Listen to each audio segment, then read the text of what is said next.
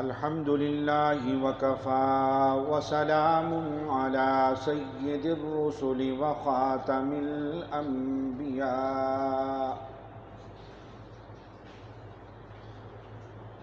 وعلى آله وأصحابه الذين هم خلاصة العرب العرباء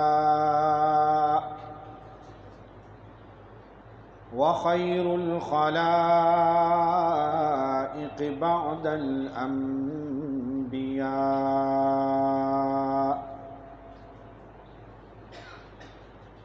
المتمم لقصر النبوة على الوجه الأكمل، فمن ابتدع النبوة بعده فقد ضل وكفر. صلى الله تعالى على خير خلقه محمد وعلى آله وصحبه وبارك وسلم تسليما كثيرا كثيرا. أما بعد، فأعوذ بالله من الشيطان الرجيم. بسم الله الرحمن الرحيم.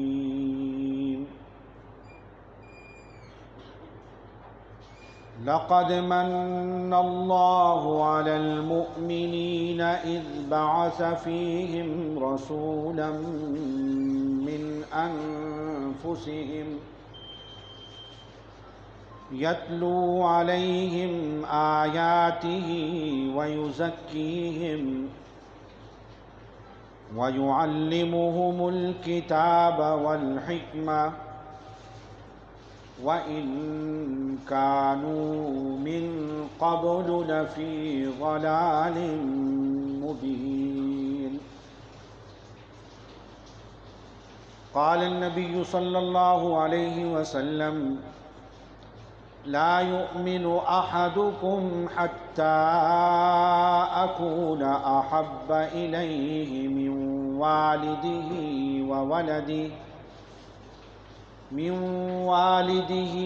وولده والناس أجمعين، أو كما قال عليه الصلاة والسلام: آمنت باللہ صدق اللہ العظیم. تمام حضرات محبت، عقیدت اور ذوق شوق سے درود پاک تلاوت فرما لیں. اللہم صل علی محمد وعلی آل محمد کما صلیت علی ابراہیم وعلی آل ابراہیم انک حمید مجید. اللہم بارک علی محمد وعلی آل محمد کما بارکت علی ابراہیم وعلی آل ابراہیم انک حمید مجید. بقا مل جائے ہستی کو فنا عشق احمد میں، بقا مل جائے ہستی کو فنا عشق احمد میں، بنا دے مجھ کو پروانہ خدا شمع نبوت کا. سلام اس پر جو رحمت بن کے عالم کے لیے آیا، درود اس پر کہ جس نے نور پھیلایا ہدایت کا. فلک پیدا کرے لاکھوں ہنسی روزے قیامت تک، مقابل کوئی کیا ہوگا سراپا نور قدرت کا۔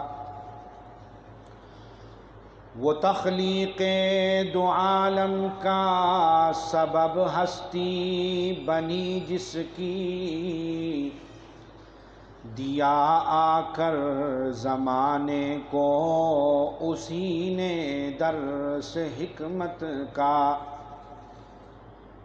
ید قدرت کے جلووں سے ہزاروں کھل گئے عالم، شب معراج یوں روشن ہوا سینہ نبوت کا، صلی اللہ علیہ وسلم۔ میرے واجب الاحترام قابل صد تقریب بزرگوں، دوستوں اور بھائیوں، اللہ جل جلالہ و عم نوالہ کا بحد احسان ہے کہ جس ذات باری تعالی نے زندگی کے اس سفر میں ایک مرتبہ پھر ہم سب کو جمعۃ المبارک کی مبارک نشست میں دعوت و تبلیغ کی نسبت سے مل بیٹھنے کی توفیق دی، اللہ پاک ہم سب کی اس حاضری کو اپنی بارگاہ میں قبول فرمائے۔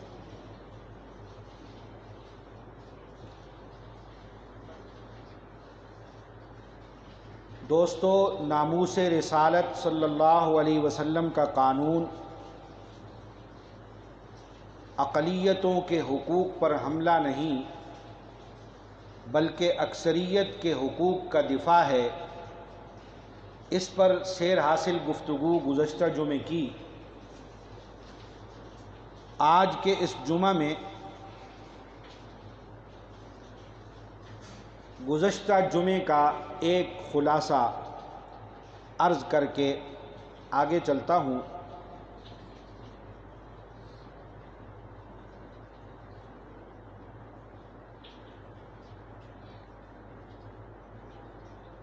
اللہ جل جلالہ و عم نوالہ نے دنیا کے نظام کو چلانے کے لیے 1,24,000 کم و بیش انبیاء بھیجے۔ قدرت کا کرشمہ ہوا، میرے اور آپ کے آقا حضور خاتم النبیین حضرت محمد سب کہہ دیجئے صلی اللہ علیہ وسلم کے صحابہ اکرام کی تعداد بھی 1,24,000 ہے۔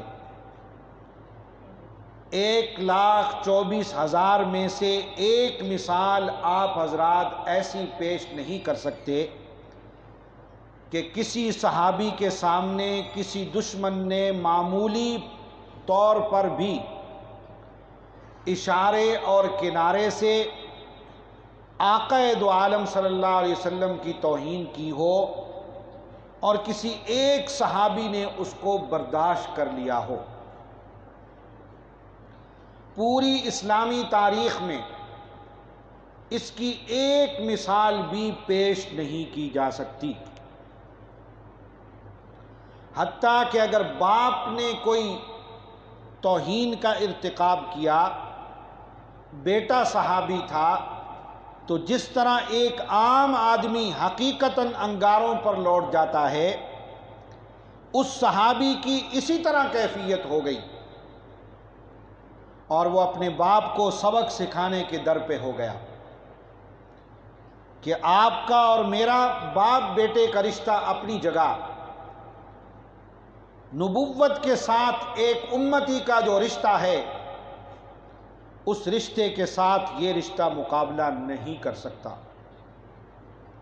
اگر تم نے نبوت کے معاملے میں زبان کھولنے کی جرت کی، یا میرے کان نہیں رہیں گے یا پھر آپ کی زبان نہیں رہے گی۔ یہ حضرات صحابہ اکرام کا طرز عمل تھا کہ جو اپنے محبوب قائد کو کانٹے کی چبھن سے بچانے کے لیے اپنی زندگیوں کو داؤ پر لگا دینا مقصد حیات سمجھتے تھے،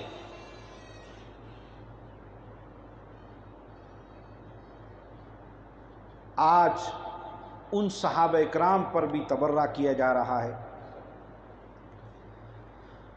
میرے واجب الاحترام دوستوں اور بزرگوں، آقا دو عالم صلی اللہ علیہ وسلم کی عزت و ناموس کے حوالے سے اور ختم نبوت کے حوالے سے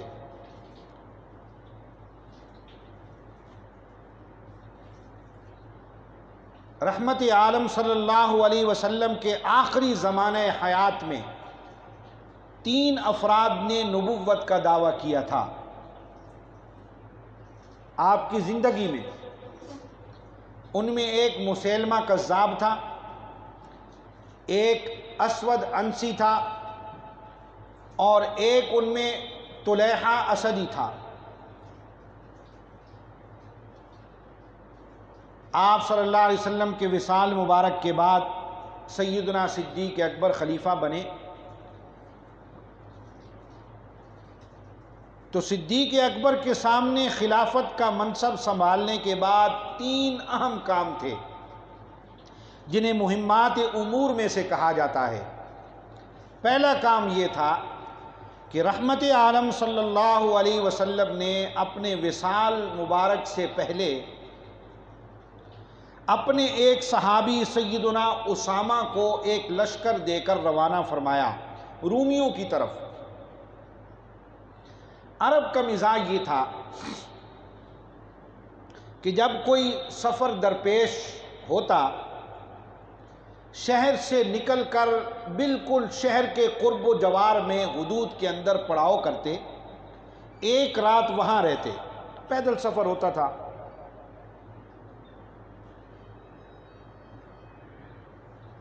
کہ اگر سفر میں کسی چیز کی ضرورت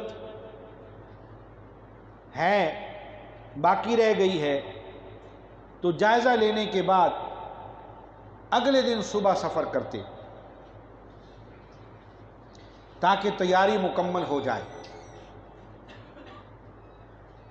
اور جب واپس آتے تھے تو پھر آ کر پڑاؤ کرتے تھے کہ اتنے دنوں کے بعد آئے ہیں، کوئی فوت ہوا، کوئی بیمار ہوا، کسی کی تعزیت کرنی ہے، کسی کا جھگڑا ہے تو صلح کرانی ہے، کوئی بچہ پیدا ہوا ہے تو ان کے گھر میں مبارکباد دینی ہے۔ یہ مہمات دینی ہیں۔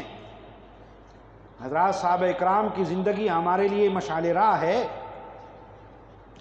ہمیں تو پتہ چل جائے کہ کسی گھر میں خوشی ہوئی ہے تو ہم مبارکباد دینا تو دور کی بات ہے، اندر اندر سے کڑتے ہیں کہ کیوں ہوئی ہے، حسد، جلن۔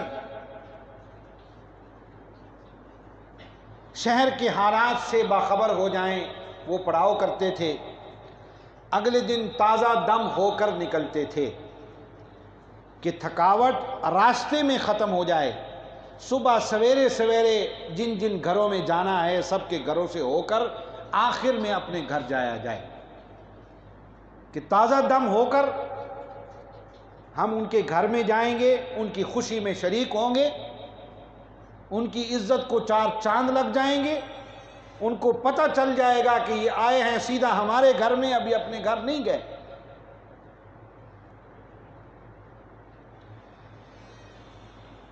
تو اس لشکر نے اپنے روٹین کے مطابق باہر جا کر پڑاؤ کیا۔ آپ صلی اللہ علیہ وسلم کی طبیعت مبارک ٹھیک نہیں تھی، چنانچہ پیغام بھیج کر پتہ کرایا گیا کہ آپ کی طبیعت اور زیادہ خراب ہو گئی ہے۔ انہوں نے 1 دن کے لیے سفر مزید ملتوی کر دیا، وہیں رکے رہے۔ دوسرے دن پیغام ملا کہ آقا دو عالم صلی اللہ علیہ وسلم کی طبیعت مبارک مزید خراب ہو گئی۔ انہوں نے سفر کو روک دیا حتیٰ کہ آپ صلی اللہ علیہ وسلم کا وصال ہوا۔ تو یہ سارا لشکر بعینی ہی مدینہ طیبہ واپس آ گیا، انہوں نے آگے سفر نہیں کیا۔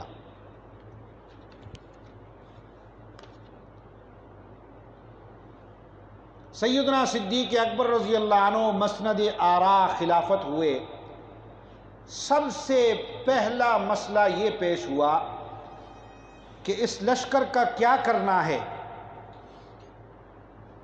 خود حضرت اسامہ نے آ کر سیدنا فاروق اعظم سے درخواست کی کہ حضرت حالات ٹھیک نہیں، ایک گھر کے بڑے آدمی کا وصال ہو جائے تو بعد میں گھر والوں کو اتنے مسائل پیش آتے ہیں، ان کو سنبھالتے سنبھالتے وقت درکار ہوتا ہے، چجائے کہ رحمت عالم صلی اللہ علیہ وسلم کا وصال مبارک ہو۔ آپ سے مجھ پر اعتماد فرمایا تھا، شفقت کی تھی، وہ اور بات تھی، اب حالات وہ نہیں ہیں۔ صحابہ اکرام میں جرنیلی کے اعتبار سے سب سے کم عمر میں ہوں، نوعمر ہوں۔ پہلے تو میری درخواست یہ ہے کہ مدینہ طیبہ کے دفاع کی ضرورت ہے، ہمیں سرے سے لشکر بھیجنا ہی نہیں چاہیے۔ اگر سیدنا صدیق اکبر کو بھیجنا ہی چاہیے یا وہ بھیجنا ہی چاہتے ہیں تو مجھے امیر نہ بنایا جائے، کسی اور تجربے کار بڑے کو امیر بنایا جائے، اور میں رضاکارانہ طور پر اس کے ساتھ جانے کے لیے تیار ہوں، سپاہی بن کر۔ چنانچہ سیدنا فاروق اعظم یہ تجویز لے کر حضرت ابوبکر صدیق رضی اللہ عنہ کی خدمت میں آئے، آ کر ان سے درخواست کی کہ حضرت پہلے تو مدینے کے دفاع کا تقاضا یہ ہے کہ آپ لشکر نہ بھیجیں۔ آپ صلی اللہ علیہ وسلم کے ہوتے ہوئے اور مسائل تھے، اب اور آ گئے ہیں، دشمن طاق میں آ گیا، سامنے آ گیا، طاق میں بیٹھا ہے، یہ کچھ کم ہوں، آگے پیچھے ہوں، ہم چڑھائی کریں۔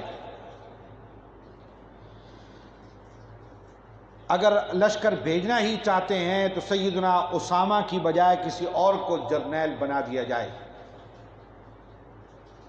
تو سیدنا صدیق اکبر رضی اللہ عنہ نے ایک جملہ کہا، یہاں علماء بیٹھے ہیں اس پر توجہ دیں گے کہ پوری امت سے یہ جملہ صدیق اکبر کے سوا اور کوئی نہیں فاروق اعظم کو کہہ سکتا، کسی کو کہنے کا حق بھی حاصل نہیں۔ فرمایا کہ اجبار فی الجاہلیت و خوار فی الاسلام عمر، کہ عمر جاہلیت میں تو تم بہادر تھے، آج مصلحت کی باتیں کرتے ہو۔ آپ کا کیا خیال ہے کہ حضور اکرم صلی اللہ علیہ وسلم ایک لشکر کو روانہ کریں، ابو بکر اس لشکر کو روانگی کو موقوف کر دے، آقا ایک جرنیل مقرر کریں، ابو بکر اس جرنیل کو معزول کر کے کسی اور کا انتخاب کر دے، لشکر کی روانگی کو موقوف کرنا تو درکنار، اگر آپ مجھ سے کہیں کہ رحمت عالم صلی اللہ علیہ وسلم نے جو اسامہ کو جھنڈا دیا ہے آپ اس جھنڈے کو تبدیل کر دیں تو ابو بکر اس جھنڈے کے کپڑے کو تبدیل کرنے کے لیے بھی روادار نہیں ہے۔ تو میرے دوستو، میرا صرف اس سے استدلال یہ ہے کہ رحمت عالم صلی اللہ علیہ وسلم کے وصال مبارک کے بعد ایک قضیہ سیدنا صدیق اکبر کے سامنے پیش ہوا، اس کے اندر امت کی دو رائے آئی ہیں، ایک رائے فاروق اعظم نے دی اور دوسری رائے صدیق اکبر نے دی۔ سیدنا صدیق اکبر کی بات مانی گئی، لیکن رائے تو دو ہوئی نا، دو رائے تھی۔ دوسری بات، ایک اور مرحلہ پیش آیا، اطلاع ملی کہ فلاں فلاں علاقے کے لوگ انہوں نے زکوٰۃ دینے سے انکار کر دیا، اب کیا کرنا چاہیے؟ سیدنا صدیق اکبر نے فرمایا جہاد ہوگا۔ حضرت فاروق اعظم پھر آئے کہ حضرت کمال کرتے ہیں آپ، ابھی تو آپ نے ایک لشکر حضرت اسامہ کی سربراہی میں بھیجا، اگر آج دوسرا لشکر بھیج دیتے ہیں تو مدینہ طیبہ خالی ہو جائے گا، دشمن طاق میں بیٹھا ہے، وہ اگر مدینہ طیبہ کی طرف چڑھ دوڑا تو مدینے کو بچانا ہمارے لیے ممکن نہیں رہے گا۔ یہ کون لوگ ہوتے ہیں؟ یہ نہیں، ان کے بڑے بھی زکوٰۃ دیں گے، آج نہیں تو کل معاملہ ذرا سیٹ ہو جائے، مستحکم ہو جائے، ان کے خلاف بھی کام کریں گے۔ سیدنا صدیق اکبر رضی اللہ عنہ نے اس موقع پر بھی ایک جملہ ارشاد فرمایا، کہ قد انتقع الوحی وتم الدین، وحی منقطع ہو گئی، دین مکمل ہو گیا۔ جو قانون بننا تھا وہ قانون بن چکا، نہ اب قانون میں ترمیم کرنے کی گنجائش ہے، نہ نئی قانون سازی کرنے کی گنجائش ہے۔ میری بات سمجھے؟ وقت کے حکمرانوں سے بھی ہم یہی کہتے ہیں کہ اس لا الہ الا اللہ پر یہ کلمہ، اس کلمے پر یہ ملک معرض وجود میں آیا، اور جو قانون بننا تھا وہ تو بن چکا، وہی کا سلسلہ تو ختم ہو گیا، اب نئے قانون کی تو ضرورت نہیں ہے۔ قانون کا اجرا تو کر سکتے ہیں، جو قانون بن چکا ہے اس کو لاگو تو کر سکتے ہیں، لیکن قانون میں ترمیم اور قانون کو نیا پیش کرنا یہ پیغمبروں کا کام ہے، پیغمبروں کے علاوہ کسی کا کام نہیں ہے۔ اللہ کے محبوب صلی اللہ علیہ وسلم نے اپنی زندگی میں یہ قانون بنایا ہے کہ زانی کو سنسار کر دیا جائے، اگر شادی شدہ زانی ہے تو کوڑوں کی سزا دے دی جائے۔ ایک روایت میں 80 ہے، ایک میں 100 ہے، اور یہاں کہتے ہیں جی نامرد کر دیا جائے، تو یہ شریعت کے خلاف نہیں ہے، قرآن کے خلاف نہیں ہے، حدیث کے خلاف نہیں ہے۔ مسلمانوں نے اپنی زبان کو کیوں تالا لگا دیا؟ کیوں نہیں بولتے وہ؟ اس لیے نہیں بولتے کہ انہوں نے علماء کو اس معاملے میں پس پش ڈالا ہوا ہے۔ جب علماء اس میدان میں آتے ہیں تو کہتے ہیں جی علماء کا سیاست سے کیا تعلق ہے؟ یعنی حکومت علماء کیوں کرے، غیر عالم کرے؟ تو قانون تو یہ عالموں نے بنایا ہے، قانون تو اسلام نے بنایا ہے، اور اسلام کے رہرو اور رہنما تو علماء ہے۔ اسلام کی کوئی بھی بات ہوگی تو آپ کو کون بتائے گا؟ علماء بتائیں گے، مفتیان کرام بتائیں گے، شیوخ بتائیں گے۔ تو میرے دوستو، فرمایا کہ جو حضور اکرم صلی اللہ علیہ وسلم کے جیتے جی زکوٰۃ میں اونٹنی دیتے تھے اور ساتھ میں رسی بھی دیتے تھے، تو آج اگر کہیں کسی جگہ پر کوئی آدمی اونٹنی دیتا ہے، رسی نہیں دیتا، تو رسی دینے سے انکار کر دیتا ہے، صدیق اکبر رسی لینے کے لیے اس کے ساتھ جہاد کرے گا۔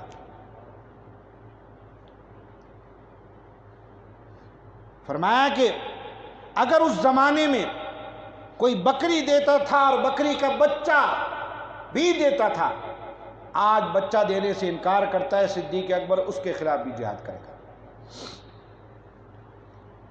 تو میرے دوستو، ایک اور بات کی طرف آپ دوستوں کو توجہ دلاتا ہوں کہ وہ سیدنا صدیق اکبر رضی اللہ تعالیٰ عنہ نے آگے بڑھ کر فاروق اعظم کے سینے پر ہاتھ رکھا اور ہاتھ رکھ کر سختی کے ساتھ جھٹکا دیا۔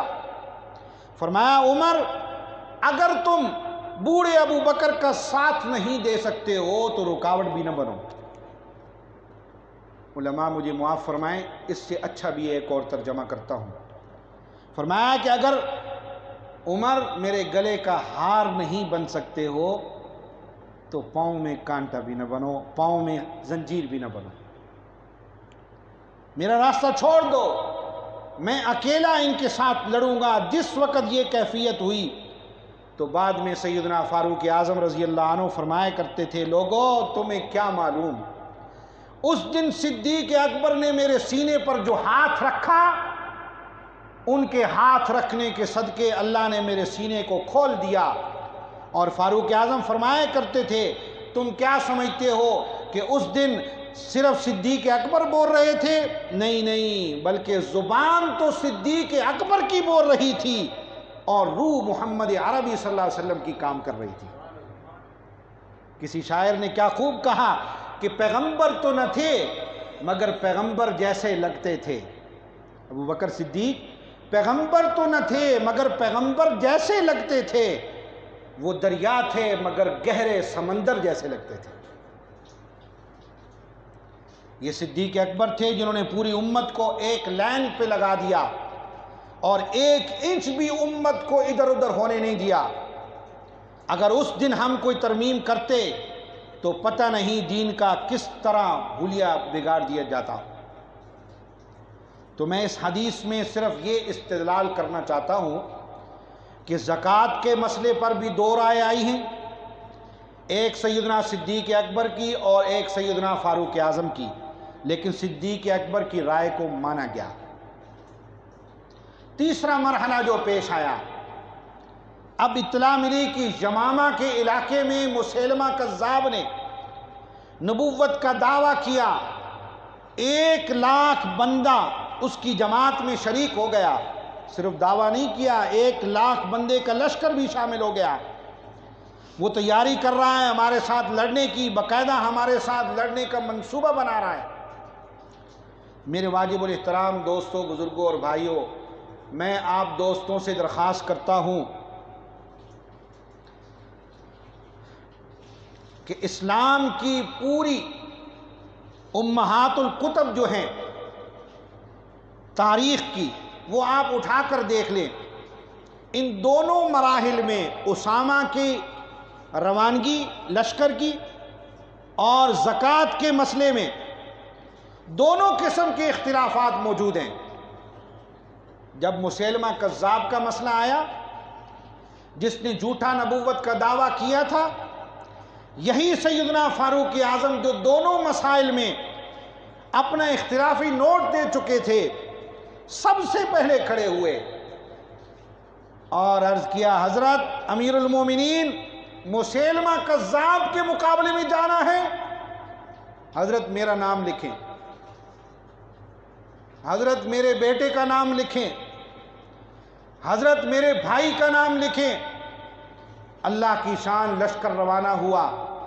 سب سے پہلا لشکر حضرت اکرمہ رضی اللہ عنہ کی سربراہی میں، دوسرا لشکر حضرت شرحبیل بن حسنہ رضی اللہ تعالیٰ عنہ کی قیادت میں روانہ ہوا، اور نبوت کی 23 سالہ تاریخ میں اسلام کی خاطر جتنی جنگیں لڑی گئی، ان تمام جنگوں میں شہید ہونے والے، خواہ وہ جنگ بدر کی ہو یا احد کی، خیبر کی ہو یا حنین کی، خندق کی ہو یا تبوک کی، چھوٹی جنگیں ہوں یا بڑی، ان تمام جنگوں میں حضور اکرم صلی اللہ علیہ وسلم کے دور نبوت میں کل جو صحابہ اکرام شہید ہوئے، ان کی تعداد تھی 259۔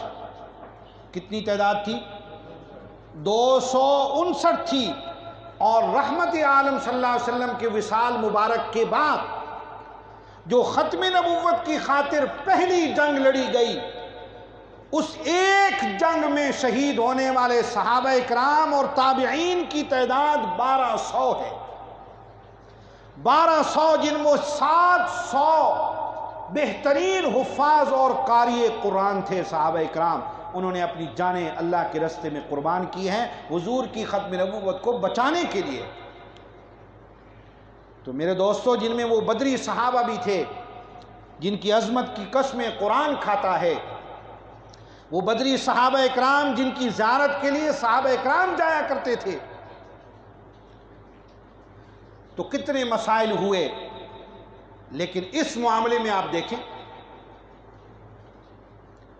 میں نے جنگ کی تفصیلات آپ حضرات کے سامنے اس لیے نہیں رکھی کہ اس کے لیے بڑا وقت چاہیے،